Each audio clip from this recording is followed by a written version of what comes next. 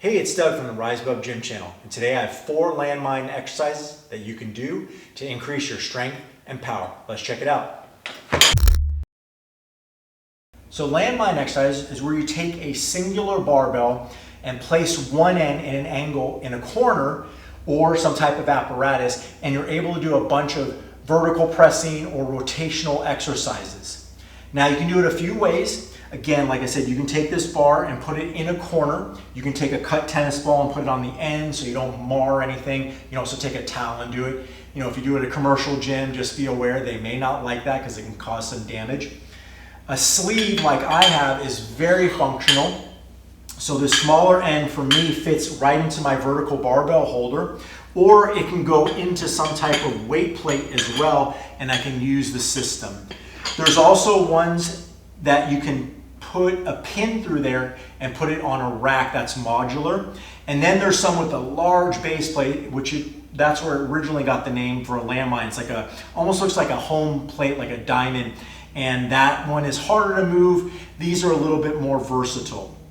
So the reason why you would use this type of apparatus is because there's a variety of exercises you can do that aren't really done with traditional free weights.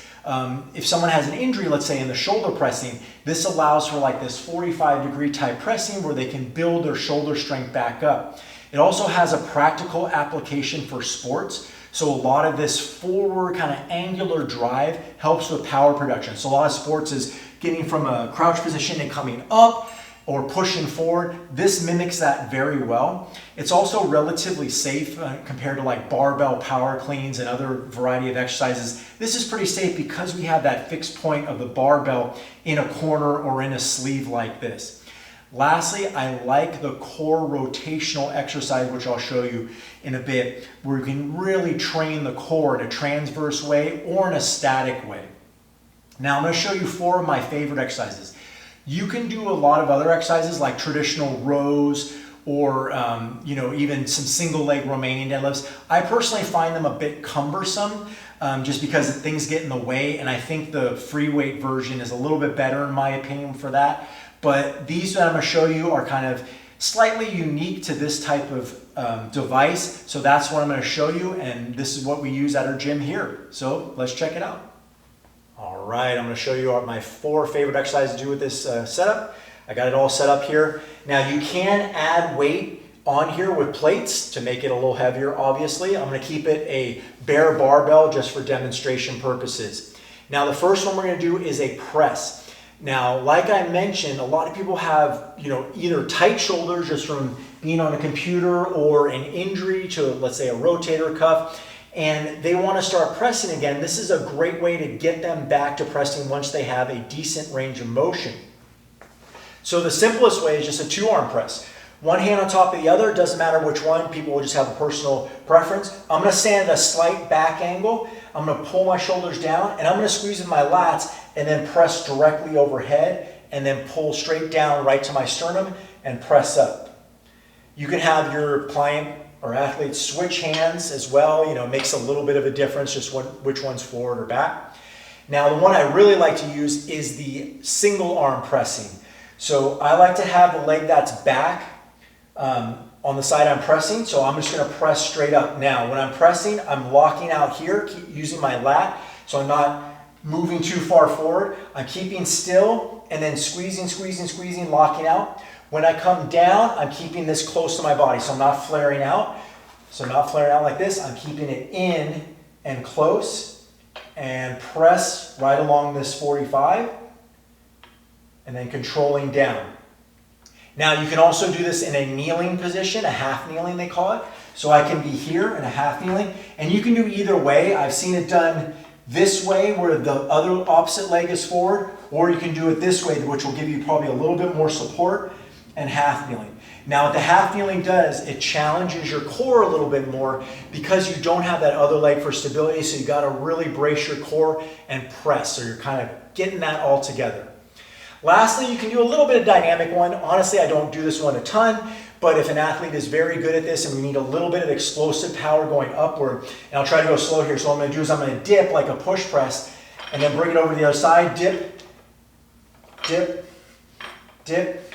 So what I'm doing is I'm decelerating, keeping my elbow in, dip, and then drive, dip, drive, trying not to hit my face while I do it in the process. So those are 4 pressing variations that you can do. So the next exercise I want to show you guys is a thruster. Thruster is a squat to press. We do know the kettlebell version, we use that a lot in the gym here, but also the barbell version, which I use a little bit less just because of the position of the hands. And again, we're limited sometimes by our overhead pressing ability. This will fix that. So a thruster is a squat to press. So like I said, we're going to start from that kind of 2-arm press position that we did earlier. I'm going to tuck it into my sternum. I got to find a right zone. I'm not going to be vertically straight up and down. I'm going to squat, honestly, at a little bit of an angle here. So this helps also, and I'll show you in a second, with sporting application. So I'm going to get my stance. I'm going to push my backside back. When I feel a little, stretch in my hamstrings and I feel like my elbows are touching my thighs, I'm going to drive up and then follow through with a dynamic press. I like to bring the barbell down to my sternum first, drop, punch. Bring in, drop, punch. You can do 1-arm versions of this. Drop, and I'm trying not to rotate or move around. Punch, in, drop, punch. Now, the reason why I like this one for sporting application, think about football. So football, you're in a 3-point or 4-point stance, and you're coming up off the line. You got to drive, very similar motion to this. Track, we're back here, we got to drive and go forward. So this has a very practical application, where the other one, the kettlebell and the barbell, are a little more vertical. They work well, but this one gets you that kind of horizontal movement that we want in a sporting application. Like I mentioned earlier, we can do great rotational core exercises with this landmine setup. I have golfers and tennis players. This works well for them. They do have to have a decent baseline level of strength because the bar itself is a little bit tough to do right out of the gate, especially if their low backs are stiff. We got to have some good core control. But we can start them off, once they get the basics down, like be able to do side planks and other exercises, maybe a little bit of partial get-ups and whatnot. We can move on to this. You can also get a shorter bar for some athletes that you want them to do them, but might not have the full strength that they need to do a full Olympic barbell. One we're going to do first is rotation. So I'm actually going to rotate. I'm going to have my one hand on top, one hand on the bottom. It doesn't really matter which one. I tend to switch as well. Now what I want to do is lock out my arms so my arms aren't doing a lot of the work, and I'm going to pivot. I do like to lift a foot because I don't want to crank on my knee, and I pivot towards my hip. Now when I feel a stretch, I'm going to squeeze and come back. I like to reset here and then pivot the other way. Some common mistakes are using your arms to manipulate the bar. We don't want to do that. So we want to pivot. I'm staying tight here, so I'm not relaxing and squeezing and coming up. I also like a nice reset here instead of just moving around like this too much, because I don't feel like people set up well with that and it gets a little sloppy. So we're going to do a strong rotation, rotation, and then back. Now, if you want to work anti-rotation or more core stability, we're not going to rotate the torso. I'm going to be here and I'm going to bring my arms down and back. So now my core or my torso is preventing me from turning. So I got to stay straight. And then that's going to be a stabilization exercise. So just think of the practical application for sports, skiing, soccer when someone's pushing on you, basketball when someone's pushing on you. This braces and keeps you strong and stable, and you'll have less potential for injury going when you put these into your program. Lastly, we're going to do something very dynamic. We're going to do a dynamic rotational press. Now, I love this exercise, especially when people have the prerequisite to do it. Now, if they're in a sport where they need to jump and turn, which is most sports, this is a great one for that. Now, again, you need some coordination, you need some prerequisites of strength and shoulder stability before you do this one, but I think it's a good one to learn. And you can't really mimic this too much with a barbell in a traditional setting or even a kettlebell. So this one is unique and great.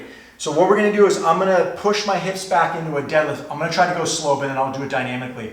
So what I'm going to do is drive from my hips. This shrugs up and just gets going like rotationally. So I'm going to pull it up, and then what I'm going to do is catch it with my other hand and press at the same time. So I need that rotational movement, and bam. So I'm gonna be here, press. Bring it in, down, here. And again, we want to do both sides. Also, when they get better, they can add a little bit of weight. But yeah, so that dynamic movement of jumping and turning. So imagine you're playing football and you're backpedaling, you have to turn. This is a great one to do, or you're playing rugby and you got to tackle somebody and go off to the side. This is a great one to practice and get that rotation. And you also get some nice shoulder stability training with it as well. So I thank you for watching. If you like the video, please like it down below. Also subscribe as we put a new video out. Try to do it every week, do the best I can, but also you won't miss any content. If you have any questions, put them down in the comments below. If you have any ideas for videos you'd like to see going forward, that helps me out a lot if you put it down in the comments below as well, and I'll try my best to help you guys out. Thanks again, and we'll see you next time.